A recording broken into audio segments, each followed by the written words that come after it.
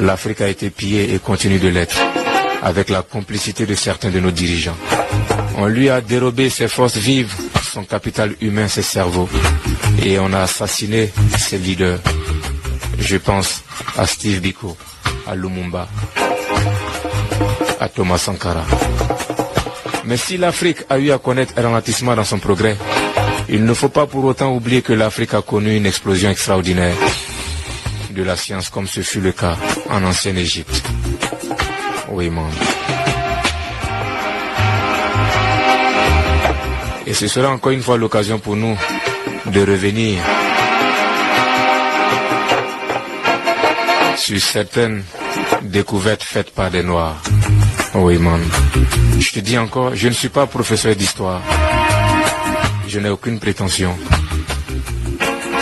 Je sais juste que j'ai un vice, j'ai un problème.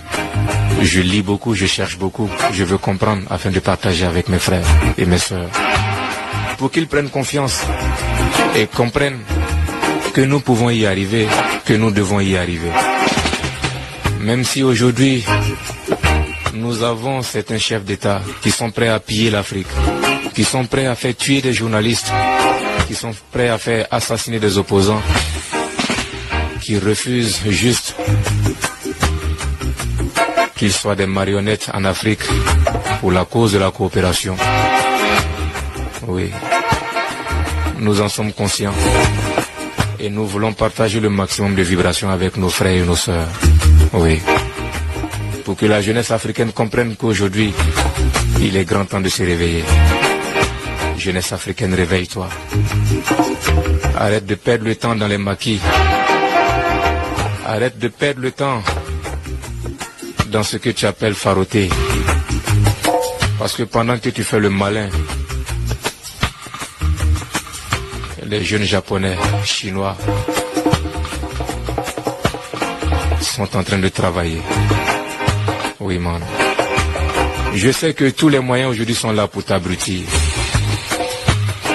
Quand tu allumes ta télévision, rien de bon. Tu écoutes la radio, généralement rien de bon. Tu vas à l'école, généralement rien de bon. On préfère te parler de De Gaulle que de te parler de Sankara ou de Lumumba. Mais comme aujourd'hui tout est à ta disposition, tu ne peux pas continuer de rester dans l'ignorance. Et encore une fois, Rasta te dit, fouille dans la Bible, là-bas se trouve la vérité du peuple noir. Notre King James Version, c'est la version qu'on t'invite à écouter.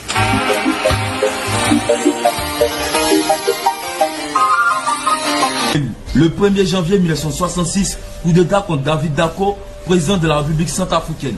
Le 3 janvier 1966, coup d'État contre Maurice Yameogo, président de la République du Burkina Faso. Le 26 octobre 1972, coup d'État contre Hubert Maga, président de la République du Bénin. Au cours de ces 50 dernières années, on compte 67 coups d'État qui se sont passés dans 26 pays en Afrique, dont 16 de ces pays sont des ex-colonies françaises. Ce qui signifie que 61% des coups d'État qui se sont passés en Afrique ont été initiés par des ex-colonies françaises. Nous allons voir maintenant le nombre de coups d'État en Afrique par pays. Ex-colonies françaises. Togo, un coup d'État. Tunisie, un coup d'État. Côte d'Ivoire, un coup d'État. Madagascar, un coup d'État.